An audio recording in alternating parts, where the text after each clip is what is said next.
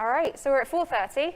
I better get going. It's really nice to see you all. Thank you very much for coming. A few of you I know from Denver last year, a couple of you I've met new this year, so it's really nice to see you. For those of you who are new and I haven't met before, thank you very much for coming. I'd love to chat afterwards about your experiences and what drew you into this particular talk. But essentially, why I decided to do this was I've worked in incident response in one form or another for probably a good 80% of my career, either working in live site or security response. There was a couple of brief stints working in marketing and human resources, which were interesting changes, but came back to incident response. Both of them just didn't do for me what incident response does. But what I realized after giving a talk last year was we talk a lot about what happens during an event and the practicalities and getting us to mitigation, getting us to a full fix, getting us safe. But we don't often talk about the human element of that. So what it means to be a security incident responder, what it means to be, an identity PM or an identity engineer that we've dragged into this event who's not familiar with security events, and bringing them into this kind of nebulous, slightly scary world of cases and incidents that, have got this funky name, or at least ours do, that you don't really understand, and then there's code words and things that you don't get. And we don't really think about the emotional and physical toll that can have on people, or we don't address it a lot, I think. And I'm super passionate about mental health and about making sure that we democratize these things and make people feel included and like they have a place to speak and a place to be open about how they think and feel about security events. So with that, it's nice to meet you all. I'm Tia Louden. I'm a security operations engineer at Microsoft. As I mentioned, I've been doing response in one form or another for several years. But what I have learned is incident response, if you're a crazy person and you do it full time, like me, you kind of get used to the adrenaline, you get used to that feeling. And if you are familiar with the British food of Marmite, I don't know if that's the thing here. Okay, it's a yeast paste that British people eat for breakfast on toast. And I can judge by people's faces, they're looking at me and like, why the hell would you eat that? And that is some people's response. It is a love it or hate it scenario. There is no middle ground when it comes to Marmite. And I think for incident response, if you're doing it full time, you're either all in or you're out. But we have to find this middle ground for people that we're bringing into the sphere, for people that we're asking, hey, can you come and help us with this? And also for people that are doing this full time, how we take care of ourselves. And so over the next 20 minutes or so, we're going to look at what happens when we're preparing, what happens during, and what happens after, and how we can make sure that we're emotionally and physically responding appropriately. So first thing, important thing, is to understand what we're defining as pressure. And I actually took these definitions from the US Coast Guard, who had some really, really great resources actually for their employees. And so I took these from there. And so the first definition, something that we're all familiar with, eustress. This is good stress. This is that empowering stress that we use to motivate ourselves forward, to do something that we find interesting. If we've got a deadline that we're like, yes, I'm really, really ready for this. We've got something that we're working towards that we're really positive and we're in control of that situation. Distress, we've now gone beyond it. We feel out of control. Maybe that deadline's cropped up a little bit too quickly and we've gone, oh dear, right. Or we found something in our code that we're like, that isn't supposed to be there. We're not in control now. We need to figure out what to do. So we've got distress. Then we've got stress, which is our bodily response. So that can be physical, it can be mental, it can be, maybe a motivator to get back into that sense of control, any type of physical or mental response. And then we've got stresses. So, like we said, deadlines, escalations if you're in an incident response function or in any type of actually engineering function where you have to respond to customer escalations or anything else. And then my bread and butter right now, security events, stresses. Because they are, regardless of whether you do this every day or if you're new to it and we're calling you up for help, it is a stressor. So every day We've got this really, really fine balancing act that we have to do as individuals. And again, I'm not standing up here professing to have all the answers or to say, like, this talk is going to give you everything that you need. Because one, that would be incredibly arrogant. Two, it would be very wrong because I still get it wrong and I'm still figuring out ways to do this right. And three, we're all individuals and I want to learn from you. I'm going to try and get through this talk so we've got conversation time. I want to learn from you about how you deal with this situation as much as I do, because I think there's a lot of shared knowledge in this room that we can take away. And so throughout the day, we're trying to balance this. And we're trying to get through that stress response to rational thought, like how are we going to deal with this situation? What's the next thing that we can do? And the reason why we have these responses to things is because of core parts of our brain. And the reptilian brain is the oldest functioning part, really, as far as I've read. I have a politics degree. I'm just a fascinated person when it comes to things like this. But it's the oldest part of our brain. That's our fight or flight response. That's the bit of our brain that says we need to feel safe.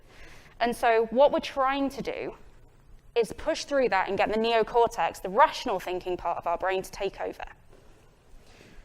Very, very, if anybody in here is particularly good with neuroscience or psychology and has a, detailed version of that, would love to see it. That was a very general response, I realize.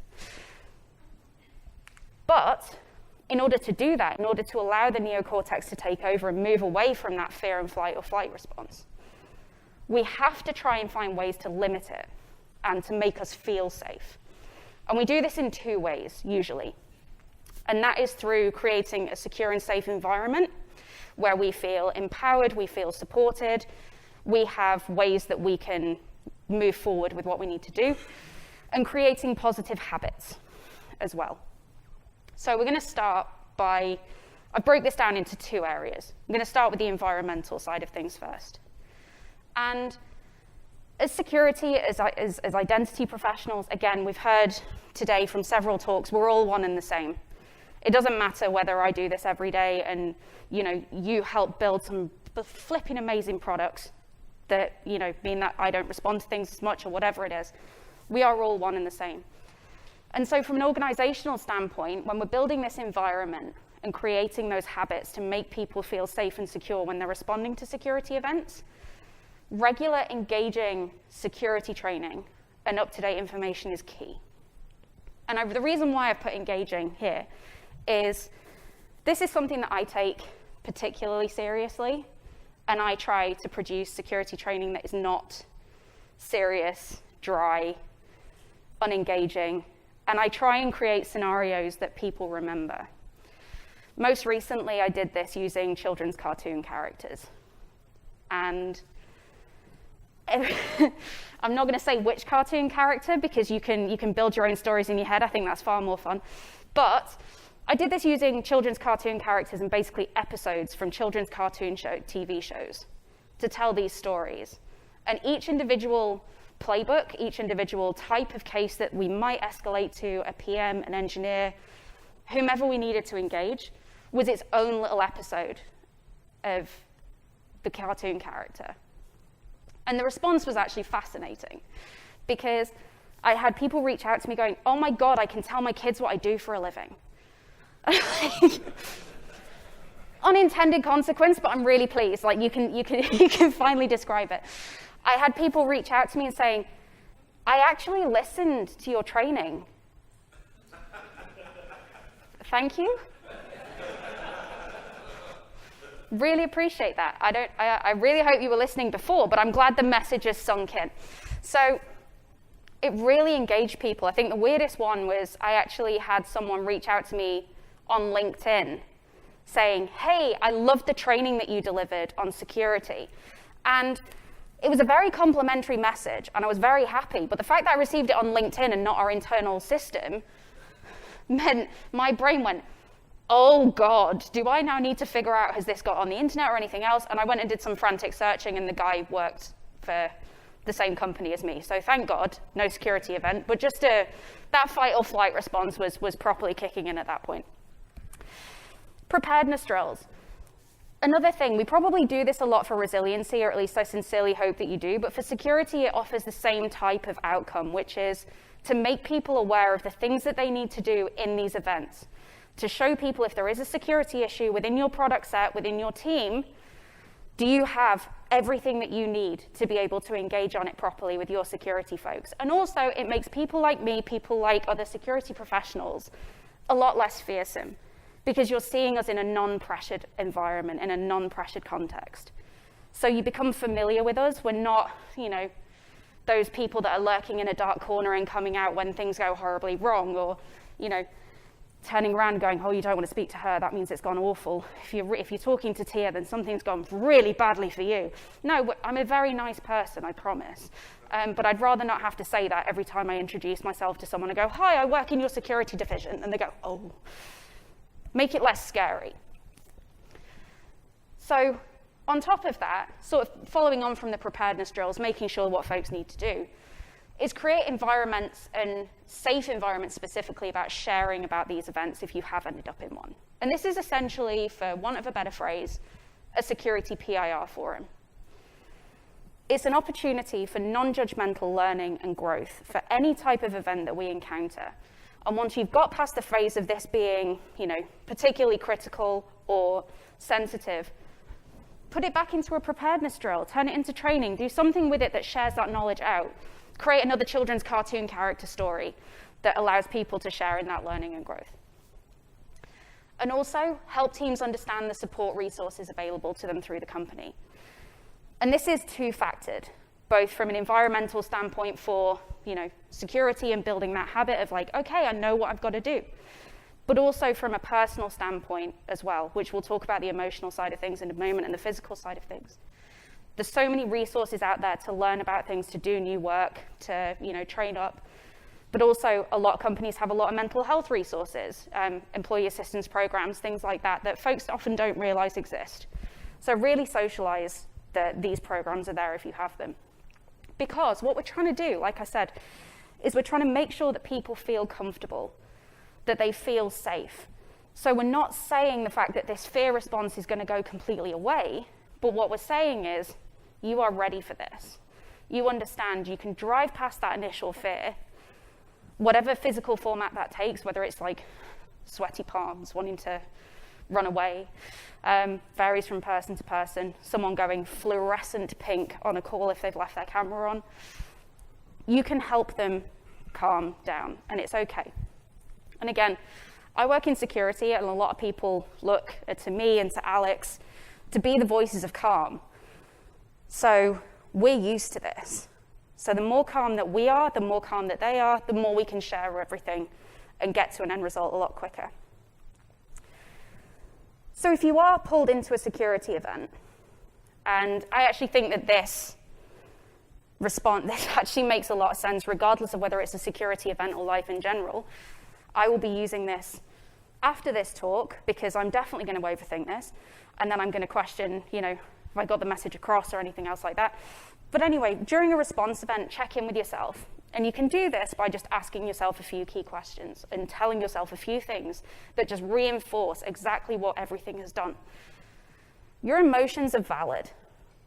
Whether you're feeling completely okay with it, and people in security have a very dark sense of humor, if you're finding it slightly funny, still a valid emotion as long as it doesn't, interrupt with your functions.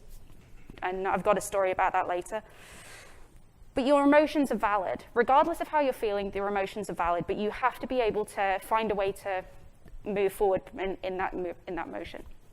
So take a breath, assess the situation. How are you feeling? Actually ask yourself these questions. How are you feeling? Mentally, physically, what do you need to do to move forward? And the positive reinforcement messages for yourself, you know what to do. You're trained for this because environmentally, we've created that habit. You're not completely unaware. So just remind yourself of everything that you've got. And if there's something that you don't know, that's okay. Somebody else may have the answer, and we can learn and we can grow for that, and we can put it back into future events. It's a team sport. How many times have you said this to me, Alex? The fact that no one person is responsible for the outcome of an incident or the outcome of a person's safety. Countless. And it's true. It's very easy in any of these situations to think, oh my God, this is so critical, and I am key to this. It's not. I mean, it is critical, but you as a sole individual are contributing to something larger. So understand that it's a team sport. And if you're feeling, particularly tired or exhausted, it's okay to take a break, because no single person is responsible for the outcome of a security event. There's cases that we've worked, and people in this room I'm sure have worked, that have gone on for 11 days straight. You've missed out on holidays. You've missed out on, nice dinners with families. You've missed out on sleep. Take a break. Just put your hand up and be like, when the time is right, I need to take a pause. And support the people around you in also doing that and making sure that they're taking care of themselves too. And check in with others. It's like I said, if you're running the call, or if you're engaged on it, before the call starts, because there's usually always that formal opening of, welcome to blah, blah, blah, tiny goose. This is what the agenda is for this call. Check in with folks. Ask how everyone's feeling. Is everyone okay? Does anyone want to chat? I do that. And sometimes people take me up on it, sometimes they don't. But I give them the option, because it's great to understand the feelings and the emotions of everyone in the room. And I actually learned about this last one through a very it might not be a strange documentary, but I was watching a documentary actually on Broadmoor Hospital in the UK. Is anyone familiar with Broadmoor Hospital? Okay. So this is going in a very British direction. I've educated you about Marmite, now we're getting Broadmoor Hospital. Okay. Broadmoor Hospital is a secure unit in the UK for mentally ill people who have committed criminal acts but are deemed unsafe to be in regular prisons. And so the Krays have been in there, the Kray twins, I'm sorry, this is getting even more British, but the Kray twins and other really high-profile people have been in this facility. Anytime the staff have a physical engagement with a patient, they all sit in a room and talk about it. And not from the perspective of, well, if I'd have just, put them in this position, it might have taken less time to get them back, or they might have calmed down quicker. How are they feeling about the fact they've just had to physically engage with a patient? And they talk about their emotional well-being in that moment in time. And so I thought about it. I was like, that's really clever, actually, and something that I'd like us to see, do more as a community. And so again, check in. I always ask. Are you doing all right? How's everything going? If you need anything, you know where I am. No pressure, but I'm here. And if I'm not feeling fantastic, I know certain people that I can reach out to and be like, this is getting a bit much now. This is kind of overwhelming. Probably want to talk about what's going on and just sort of readjust and bring myself back into normal space. And obviously I don't have that full list of questions at every point, but this is on my desk every single day. Just this post-it note. I've got this. I've got a cribbage set, which there is a story behind why it's a cribbage set. But it was one of the best gifts I've ever been given, and genuinely one of the most meaningful things I've ever received, and kind of made me cry privately. But this is my permanent reminder. And if you can't read my handwriting, stay calm, stay confident, do your best, ask for help. Because I forget, as I'm sure we all do. So this sits next to my desk, along with a lot of other random stuff that also makes me happy because I have the privilege to put that on there. So if the answers are changing, what do we do? And there's two ways that we can look at this. They can go in a positive trend, we're doing great, or they can go in a negative trend and we're not doing so well. And I'm not going to read out the screen, it's a very long one, but if it's going in the negative trend and we're starting to head towards burnout, do we understand how to measure this for ourselves? And this came from the CDC, for their emergency responders who deal with life-threatening situations and all sorts of nasty things as well. But you're starting to see these signs in yourself from an emotional standpoint. Are you starting to see these signs in other people that you work with, potentially? Do you know how to check in with them?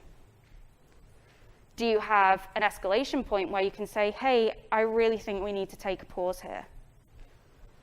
Really, really interesting to see what the responses are.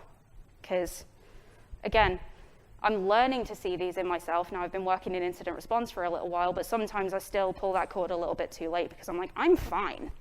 Like that scene from Friends with Ross. I am fine.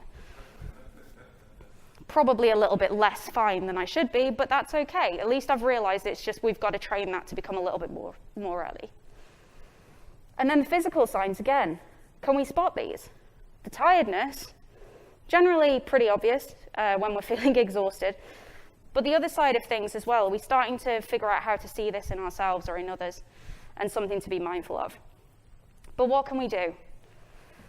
And again, this isn't me telling anybody how to deal with this situation or what to do, because that would be arrogant and I wouldn't dream of it. But one, first and foremost, please say something. If you take anything away from this, please, please speak up. If you are feeling so overwhelmed to the fact that you don't know how to proceed, find someone that you trust to have that conversation with. Bring it up in conversation and just make sure the fact that people know that you're raising your hand and you're saying, I need a moment, I need some help. It's so important, because otherwise nobody is alone in this. And being able to actively say that is the first sign, the fact that you are so strong in being able to point that out. And then when it comes to building healthy personal habits, I don't think these come as surprises to anyone, but again, the CDC has some amazing resources. But again, talk it out, whether it's with your boss, your colleagues who are also in the situation, or anything like that. Talk it out. If you are in a position where you need to find a therapist, do that. There is absolutely no shame in asking for help. Use the resources around you as well. So again, if there's an employee assistance program or anything that you need, use it. Don't feel like you have to go through this alone. Maybe keep a journal. I have one. I write in it every day. It's completely battered now, and I absolutely love it. But everything that I do, that I have learned from, that I've grown, that I've done something that scared me, that I have, taken as a positive, or I've learned from, goes in my journal. Because that's my sign over the past, I've had it for like 4 years now, that I have grown and that I've changed, and I can materially see all of the scenarios that I've been in. I don't write confidential security information in my notebook, by the way. I'm just going to point that out. just throwing that out there. It is anonymized. But it gives me something to reflect on and really reinforce those messages of the questions that I'm asking myself and what it is that I'm taking away from the scenarios. Mindfulness, again, comes in many formats. I'm not going to turn around and tell you all to go take a meditation class. That's not going to work for everyone. But find something that you are able to use to disconnect. My husband has a fantastic way of doing this, and I really, really want to learn from him. And I tell him this, and I would say it to his face if he was here. He puts his headphones on, he listens to heavy metal music, like instrumental heavy metal music, and does the dishes. That's how he turns off, he cleans. And it works for him, and he'll come out of it being a completely just chilled out person. And if you want to know more about that death metal instrumental band, I will tell you afterwards. They are playing in Seattle in October. They are flipping amazing. Set boundaries. It's okay to take breaks. Nobody is going to be particularly mad with you if you're like, I'm getting to my limit. I need to take a break. Do we have appropriate cover for me to do so? Because the only person who's going to enable you to do that and take that break is you. If you ask for it, if you say something. Do things that make you happy. If you're in a really bad situation, if you're struggling, do something that makes you happy, and know that it's okay to have a sense of humor in dark times.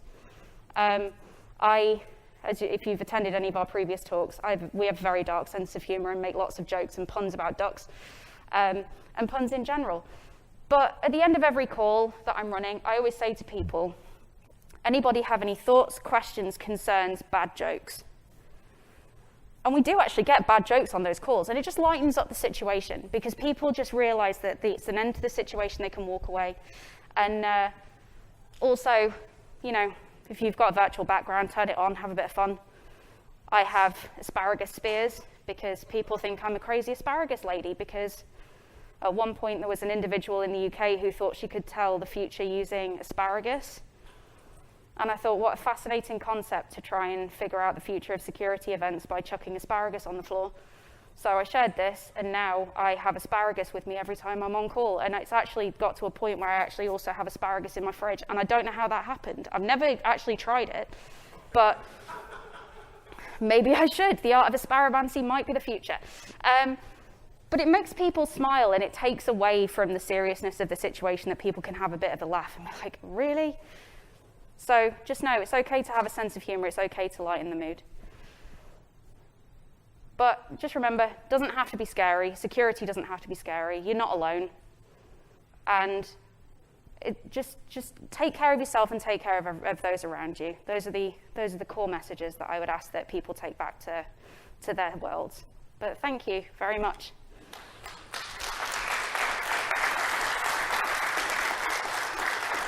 Oh, that was so nerve-wracking. That was a lot of content to try and get into 20 minutes and also actually be meaningful. So thank you all very much for attending.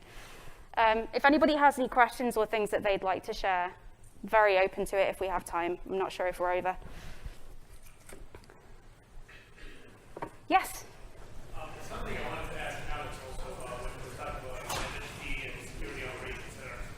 Just briefly, if you can talk about the new buzzword, or like maybe it's not new, cyber fusion, and how these kind of like merging together as far as like security operations and identity people and all like the entire great security thing basically.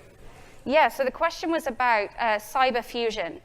And I've always found this fascinating because I don't like the whole like us and them, and I think we get into this world of having like really interesting concepts that end up with buzzwords attached to them, like when we've got, cyber fusion, DevSecOps, things like this, so it's all sort of built in and all intermingled. Where the realistic nature is of anything that we do, whether it's, an identity-based product, whether it's, I don't know what the example is, but we all interact with security and with identity at some point throughout that life cycle. And for me, it's about making sure the fact that me as a security person helps you with anything that we've experienced and dealt with, so that as an identity professional, you can take that back and build better standards or policies, or think about your product slightly differently to be like, if I was to attack myself, how exactly would that work? And to change the mindset. And so I think it's really fascinating that it's got a name attached to it now, because this to me is something that should be so ingrained in our culture. And I hope that goes some way to answering your question. All right. I would just say asparagus is not. Do you know what? I am going to go home and I'm going to make an asparagus duck hybrid background. I thought you were going to say casserole. Or that, actually. I would like a duck casserole would be quite great. But yes, yeah. And if anybody wants I have a whole host of GIFs and images of asparagus related things now that people have sent me over the years. That, I don't mind being the crazy asparagus lady, but I actually have photos that people have photoshopped with asparagus in and sent them to me and be like, I did this for you. And I'm like, okay. Mad Eye Moody waving an asparagus instead of a wand and things like that. All of these things where they're like, oh, do you think we could build an asparagus spear into our D&D, game? And I'm like, go for it, try it, let me know how it goes. So I don't mind. If it makes people smile, it makes them laugh. It's okay to be the crazy person every once in a while too. All right, hey. Not a question, but going along with your mantra, be calm, be confident, do your best. Something I like to work in, because the world can be a cold and capricious place, to be kind and gentle to yourself. Yes, so important. And that's a tough lesson to learn, I think, for a lot of people, and something that we all have to continuously work on as well. So there we go. Yeah, absolutely. So another good takeaway, be kind to yourself as well. And gentle. All right, thanks folks. I'm gonna head off.